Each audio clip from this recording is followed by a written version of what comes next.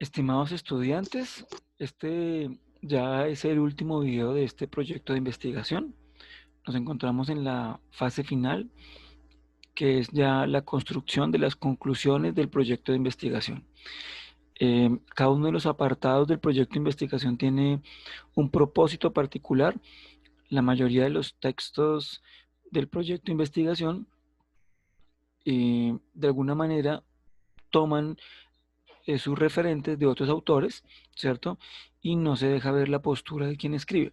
Sin embargo, las conclusiones representan un capítulo especial porque es aquí donde se puede evidenciar el poder y la capacidad de síntesis de quien investiga, y además la capacidad de establecer relaciones eh, directas e indirectas frente al fenómeno investigado. En ese orden de ideas, vamos a cerrar este proyecto de investigación con las conclusiones y con unos ajustes ya finales. Entonces, definamos esta parte final del proyecto de investigación en qué consiste. Ustedes tienen ya su matriz de categorías, tienen resultados de cada uno de los instrumentos, inclusive del instrumento 3, ya han hecho el análisis de esos resultados por medio de la triangulación y lo único que resta es concluir. Algunos documentos le llaman conclusiones o recomendaciones, ¿sí? Algunos investigadores le llaman recomendaciones o algunos ponen conclusiones y recomendaciones. Entonces, digamos que eso, eh, pues digamos que ya depende del tipo de investigación que se realice. Nosotros le llamaremos conclusiones porque efectivamente son las conclusiones finales de lo que hemos trazado durante todo este camino. Entonces, ¿qué son las conclusiones? Es un resumen de la investigación, ¿sí? Es una síntesis final. Se va a condensar todo lo que se ha realizado durante toda esta travesía, que es investigar un fenómeno particular, una problemática puntual.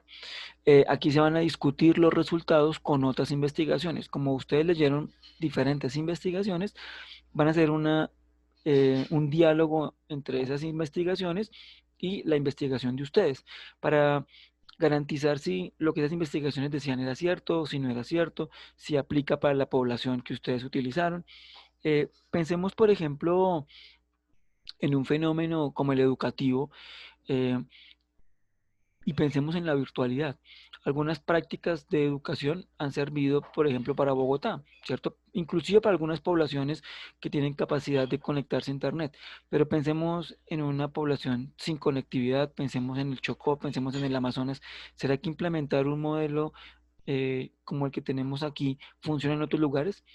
Eso habría que verlo. Entonces, por eso, ahí hay un diálogo entre lo que se investiga eh, en la actualidad por parte de ustedes y lo que ustedes se documentaron. También ustedes van a poder aquí presentar las fortalezas y las debilidades de la investigación. Está bien que ustedes como investigadores digan qué fortalezas tuvieron y qué debilidades tuvieron a lo largo de la investigación. Tienen que aquí tener una evaluación de la relevancia de los resultados que ya ustedes encontraron. ¿Será que esos resultados son relevantes para futuras investigaciones, para futuras aplicaciones? ¿Cierto? ¿Será que en la vida real esta investigación que ustedes hicieron pudiera funcionar o ya después de que han terminado más bien harían otras recomendaciones? Aquí ustedes van a interpretar los resultados, ¿cierto? Van a interpretar esos hechos que ustedes obtuvieron a lo largo de toda la investigación. Eh, y de alguna manera, bueno, podemos obviar el tema de narrar un hecho, de citar literal a otra fuente, pero sí podemos centrar nuestra atención en presentar cuáles son las consecuencias futuras de ese hecho estudiado, ¿cierto? A futuro, ¿ustedes cómo ven ese fenómeno que investigaron? Por ejemplo, las interacciones sociales en medio de la pandemia o las actividades deportivas que las personas no realizan consecuencia de la pandemia, ¿cierto? Entonces, aquí ustedes pueden escribir, ¿cierto? Todo eso son, digamos, ideas que ustedes van aflorando, ¿cierto? Como resultado de esta investigación. Ahora, ustedes no plantearon una hipótesis al principio de la investigación. Normalmente, pero no todas las investigaciones, antes o de emprender el camino a investigar, presentan una hipótesis, ¿sí? Se plantean un problema y dicen, vea, el problema de la pobreza en Colombia es por esto, ¿cierto? Entonces plantean una hipótesis. Luego atraviesan toda una investigación y al final dicen, eso era cierto, o no, eso no era cierto. Encontramos otros factores que señalan a que es multifactorial la pobreza, por ejemplo. Pero ustedes no presentaron aquí ninguna hipótesis. Y aquí algo muy interesante es que ustedes pueden ejemplificar los resultados de la investigación, ¿cierto? Por medio de situaciones muy prácticas que se puedan aplicar dentro de lo que ustedes hicieron. Entonces, miren que las conclusiones recogen todo esto, pero no quiere decir que vaya a haber un capítulo 7.1, 7.2, no, todo eso va incluido dentro de lo que corresponde a las conclusiones. Eh, Quiero decir en síntesis que en las conclusiones y o recomendaciones, como les decía, se dan los resultados obtenidos de todo el proceso de investigación, se muestran los adelantos alcanzados con el estudio y se manifiestan las explicaciones o soluciones al problema propuesto en la introducción. Recuerden que ustedes partieron de un problema de investigación. Es aquí en la conclusión donde ustedes tienen que responder a esa pregunta. Esa pregunta que tanto tiempo duramos en construir, hay que responderla. Hay que responder esa pregunta. Si usted se preguntó cuáles son los factores asociados a las dificultades tecnológicas, tiene que responder. Tiene que decir, entonces podemos afirmar que la pregunta de investigación se contesta a partir del siguiente planteamiento, ¿cierto? O inclusive, algunas investigaciones eh, son muy honestas y dicen, vea, no podemos responder esta pregunta porque es una pregunta muy compleja, pero podemos acercarnos a esa pregunta con la siguiente respuesta. Es aquí donde ustedes deben garantizar que esa pregunta sea respondida. Si no hay una buena conclusión, pues es como si la pregunta hubiera quedado abierta y no se hubiera podido finalizar. Entonces, ¿cómo podemos presentar esas conclusiones, cierto? ¿Cómo puedo ser mucho más práctico? Entonces, presenten la forma de recomendaciones, ¿cierto? Eh, es decir, recomienden para otras personas eh, que quieran hacer una investigación frente al tema, ¿cierto? Frente a este tema, eh, donde puede ser un punto de partida importante, ¿cierto? Por eso se llaman conclusiones y recomendaciones. Y ya para sentarse a escribir, entonces, por ejemplo, la idea es que eso sea muy sencillo, ¿sí? Un párrafo por cada conclusión, ¿sí? Un párrafo, recordemos que es una idea, la construcción de un párrafo tiene una idea, digamos, fundamental y unas ideas secundarias que la apoyan. Dos, a lo sumo tres, ¿cierto? Pero pues, si ustedes construyen solamente una oración, eso no es un párrafo. Entonces, algo muy sencillo, el lenguaje de ustedes. Aquí no hay que tener otros referentes ni citar a nadie, sino que ustedes son los autores de las conclusiones. Eh, Como lo decía anteriormente, pues consideren las reglas de la redacción. O sea, redacten eso adecuadamente como un estudiante que está a puertas de la universidad, con buena ortografía, con sintaxis, con estilo, el estilo propio que ustedes han ido construyendo a lo largo de su formación académica. Es recomendable que las conclusiones se sistematicen en forma de lista. Eh, algunas investigaciones ponen, como les decía en el video anterior, ponen conclusión uno o mejor, resultado uno y luego conclusión del resultado uno, ¿sí? De cada uno de esos resultados van sacando uno. Entonces, en estas conclusiones hagan conclusión uno, conclusión 2, conclusión 3, conclusión 4, conclusión 5, ¿sí? Como una lista, pero vuelvo y repito, en forma de párrafos muy sencillos, pero bien estructurados, ¿sí? No son solamente frases, porque las frases o son solamente ideas sueltas, ¿listo? Se pueden utilizar números, como les digo, uno, conclusión 2, 3, 4, 5 o viñetas. Eso ya depende de ustedes. Aquí hay una contradicción frente a lo que decía anteriormente y aparentemente una conclusión. No son resúmenes, pero sí condensa la investigación y da respuesta a esa pregunta de investigación. ¿Por qué se dice que no son resúmenes en plural? Es porque usted no va a resumir el marco teórico, usted no va a resumir la metodología, si me hago entender. Usted lo que va es aquí a concluir ya una investigación que usted duró más o menos unos 8 meses realizando. Se debe señalar los resultados que se hayan encontrado. Acá es importante porque hay cosas muy interesantes que ustedes encontraron en la investigación, ¿cierto? Y aquí pueden ser honestos y presentarlas, ¿sí? por lo menos decir que esa problemática no debería ser resuelta con una aplicación, por ejemplo, sino con terapias o con diálogo, bueno, etcétera. Sí, eso se puede hacer acá. Hay que resaltar los aportes que estás realizando para el tema de la investigación. ¿Qué aportes personales de ustedes le contribuyen a la investigación? ¿Sí? Vuelvo y repito, esto usted no lo va a sacar de los libros. Esto es algo, una construcción intelectual y mental de quien realizó la investigación. Por eso es un apartado, digamos, complejo. Eh, si de pronto quiere refutar alguna idea de algún autor, pues como siempre tendrá que citar al autor. Se debe resaltar si se logró resolver el planteamiento del problema. Por eso le decía anteriormente que aquí usted debe responder a la pregunta de investigación y decir si se pudo responder o no se pudo responder y cómo se pudo responder. ¿Listo? En la redacción toma en cuenta quiénes serán los lectores de tu investigación.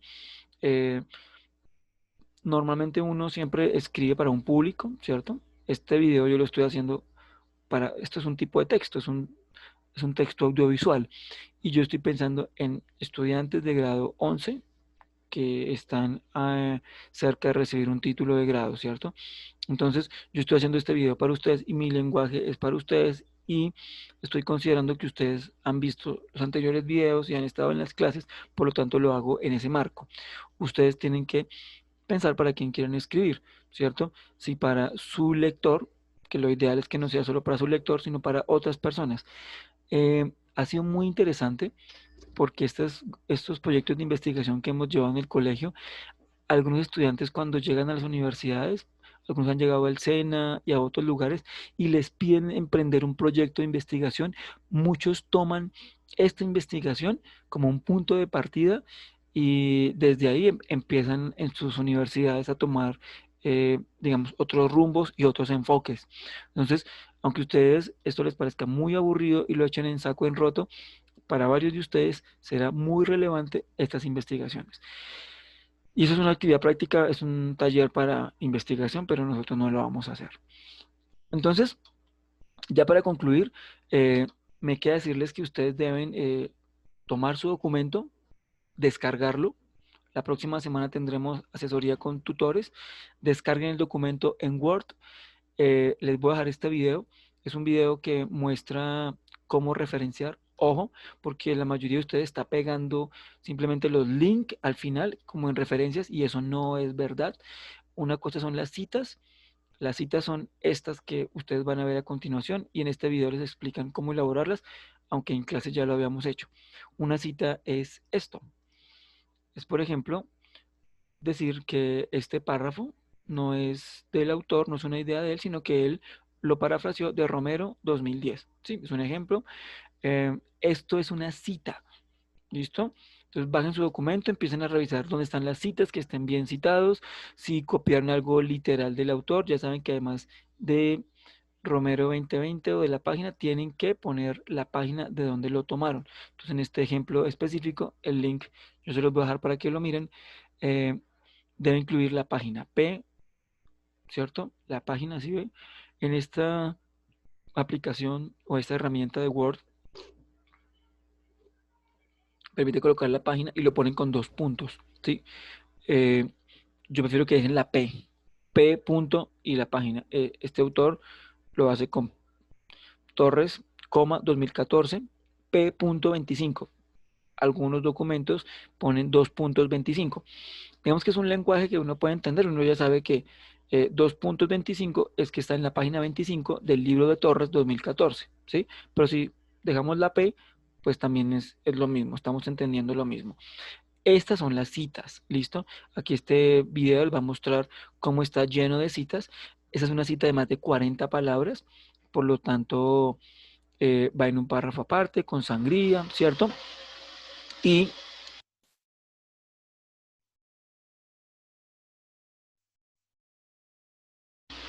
y ustedes podrán ver varios ejemplos.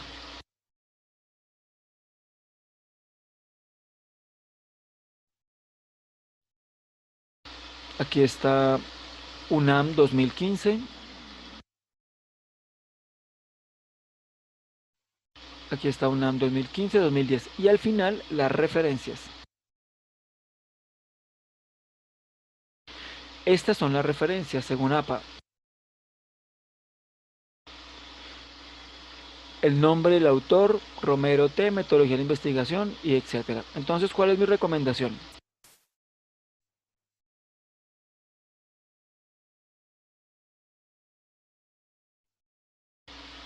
Trabajar en Word a veces es difícil, trabajar en Drive a veces es muy difícil, por lo tanto mi recomendación es que ustedes descarguen el documento, ¿cierto? Eh, y en Word le hagan todos estos ajustes. Ajustes que eh, pues digamos que deben ser muy claros. Entonces, descarguen el documento en Word, ajustenle márgenes, todo lo que tienen que hacerle, citas, bibliografía, referencia y tengan el documento ya listo para la próxima sesión con sus respectivos asesores. Ya deben haber tenido todo el documento finalizado, ya estamos muy próximos a dar los avales para sustentación final. Eh, la idea es que la próxima semana ya esté el documento listo. Luego, en la siguiente semana revisaremos las presentaciones y tendrán aval para sustentar o no, dependiendo de lo que sus sus asesores indiquen. Bueno, muchísimas gracias y espero que este video sea de mucha ayuda para ustedes. Que estén muy bien.